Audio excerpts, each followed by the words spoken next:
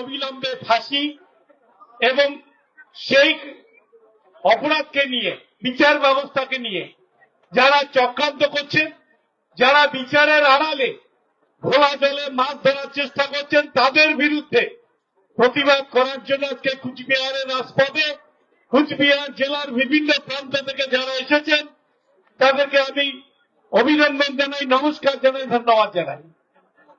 আমরা অবাক হই একজন বাঙালি হিসেবে, একজন পশ্চিমবঙ্গের বাসিন্দা হিসাবে। আর্যিকর ঘটনা একটা অভূতপূর্ব ঘটনা। আমরা কখনো তৃণমূল কংগ্রেস এটাকে সমর্থন করি না। আমাদের মাননীয় মুখ্যমন্ত্রী ঘটনার পরের দিনে দোষীদের ফাঁসি পর্যন্ত তিনি দাবি করেছেন, কিন্তু আজকে যারা রাজপথে নেমে দোষীদের বিচারের আড়ালে মমতা ব্যানার্জির পদত্যাগ চাইছেন, আমি বলবো তারা কি আদৌ দোষীর বিরুদ্ধে শাস্তি হত্যা চাইছে? তারা চাইছেন না। তারা চাইছেন না। তারা চাইছেন যে বাংলাদেশে যেভাবে অরাজকতা তৈরি হয়েছে, যেভাবে শেখ হাসিনার পতন হয়েছে, ঠিক সেই রকম অরাজকতা করে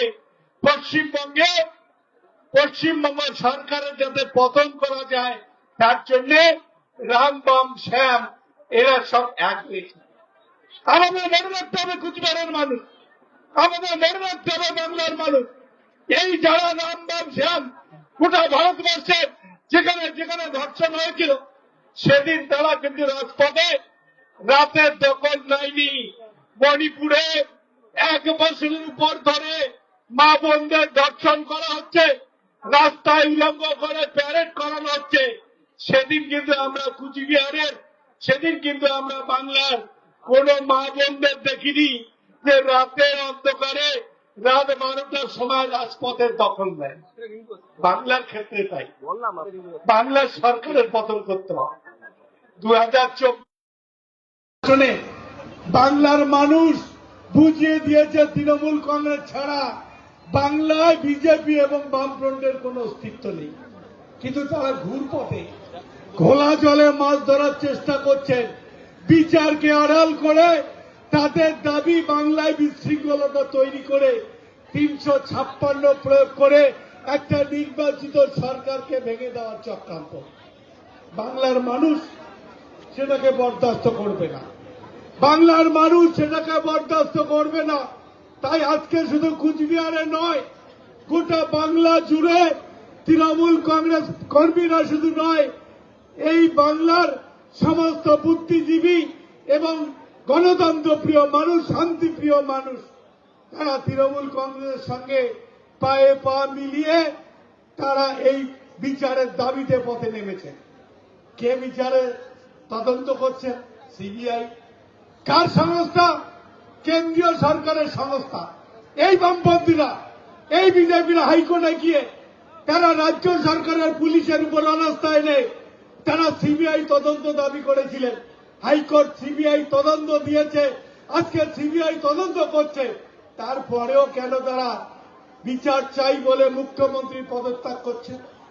তারাই তো চেয়েছিলেন সিবিআই তদন্ত হোক। আজকে সিবিআই তদন্ত করছে। প্রায় 10 থেকে 11 দিন হয়ে গেল, রাজ্য পুলিশ একজনকে গ্রেপ্তার করেছে। আজকে সিবিআই তাকে কখনো জেরা, তাকে পলিগ্রাফ টেস্ট কি করবে সেই নিয়ে ব্যস্ত। দ্বিতীয় কারণ, ক্ষমতা হয়নি কাউকে গ্রেপ্তার করা। আর এই বাম আর এই বিজেপি মুখ্যমন্ত্রী পদত্যাগ করার জন্য কিছু ছাত্রকে, কিছু মহিলাকে, কিছু গ্রামের সাধারণ মানুষকে উস্কিয়ে দিচ্ছেন রাজপথে নেমে তৃণমূল কংগ্রেসের বিরুদ্ধে আন্দোলন করার জন্য। কিন্তু আজকের এই মিছিল বুঝিয়ে দিয়েছে, যদি বিচারের নামে, যদি আন্দোলনের নামে বাংলায় বিশৃঙ্খল অবস্থা তৈরি করার চেষ্টা হয়, তৃণমূল কংগ্রেস কর্মীরা হাতে চুড়ি পরে বসে থাকবে না। দরকার হলে উপযুক্ত ব্যবস্থা গ্রহণ করার জন্য আমাদের তৈরি থাকতে হবে। এটা বাংলাদেশ নয়, এটা পশ্চিমবঙ্গ। ওই বিজেপি এবং সিপিএমকে বুঝিয়ে দিতে হবে, যদি বেশি বাড়াবাড়ি করতে যাও, বিচার ব্যবস্থাকে অন্য রাস্তায় ঘুরিয়ে দিয়ে বাংলায় বিশৃঙ্খলা তৈরি করার চেষ্টা করো, বাংলার মানুষ তার যোগ্য জবাব দেবে, কুচবিহারের মানুষ তার যোগ্য জবাব দেবে।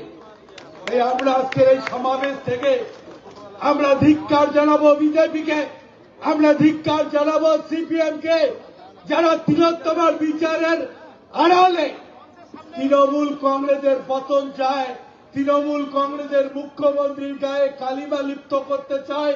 আর কিছু মিডিয়া, আর কিছু দালাল সংবাদপত্র, কিছু টিভি চ্যানেল মিথ্যা খবর পরিবেশন করছে। লজ্জা হয় এই চ্যানেলগুলো যেভাবে মিথ্যা কথা বলে মানুষকে বিভ্রান্ত করছে।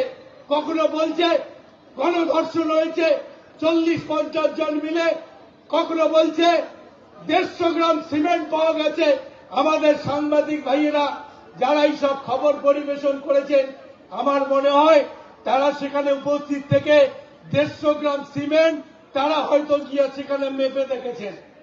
অবাক লাগে, অবাক লাগে এইসব নোংরা মানসিকতার সংবাদপত্র যারা পরিবেশন করে, নোংরা মানসিকতার লোক যারা মিথ্যা খবর পরিবেশন করেন, সত্যকে মিথ্যা পথে পরিচালিত করার চেষ্টা করেন।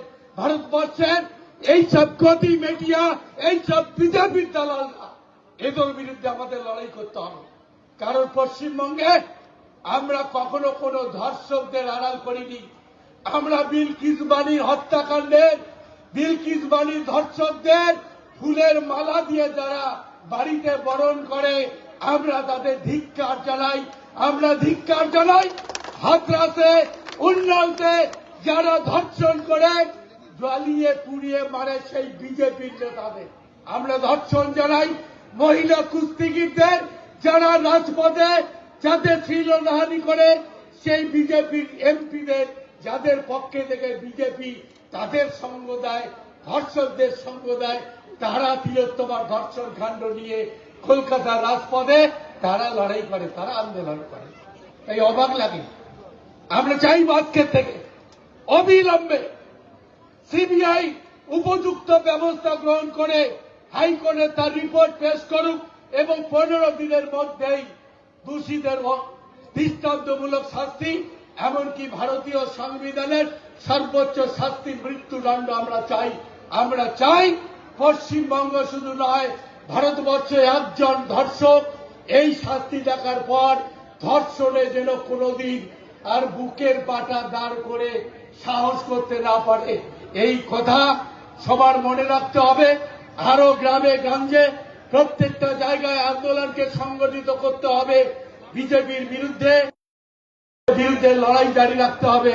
এই কথা বলে সবাইকে আমার আন্তরিক অভিনন্দন, নমস্কার। এবং আপনারা নির্বাচনে আমাকে জয়ী করেছেন, সেজন্য নতমস্তকে আমি আপনাদের কাছে প্রণাম জানিয়ে আমি আমার বক্তব্য শেষ করছি। বন্দে মাতরম, তৃণমূল কংগ্রেস জিন্দাবাদ, অভিষেক বন্দ্যোপাধ্যায় জিন্দাবাদ। ধন্যবাদ সবাইকে।